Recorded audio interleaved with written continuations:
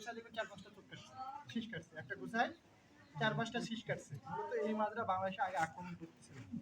এটা মূলত ল্যাটিন আমেরিকায় ছিল। এটার আক্রমণ প্রথমে দেখা গেছে সারা বিশ্বের মধ্যে ল্যাটিন আমেরিকা, আস্তে আস্তে সারা বিশ্ব সরে গেছে। মূলত এই পোকা এখন মাজরার সবচেয়ে ক্ষতি করতেছে বেশি হচ্ছে কাইলো, যেটা কালো মাথা মাজরা। যদি কালো মাথা মাজরা লাগে এককভাবে কোনো ওষুধ দিয়ে আপনার রেজাল্ট আনতে পারবেন না, এককভাবে কোনো ওষুধ দেয় রেজাল্ট আনতে পারবেন না। কাইলোর যে ফুতিটা, ওই ফুতিটা রোদের মধ্যে উঠতে পারে না, একেবারে বৈকাল বেলায় দেখা যায়। কোন সময়?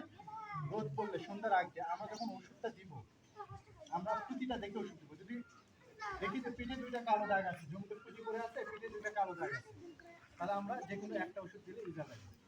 যদি পিঠে কোনো কালো দাগ না দেখতে পারি, সিলভার কালার ফুটি যদি দেখি অথবা মাঠে কালার যদি ফুটি দেখি, সেক্ষেত্রে আমরা ওষুধটা ডাবল দিব, 2টা ওষুধ অ্যাডজাস্ট করে দেবো, তাছাড়া আমার রেজাল্ট করতে ভালো হবে না।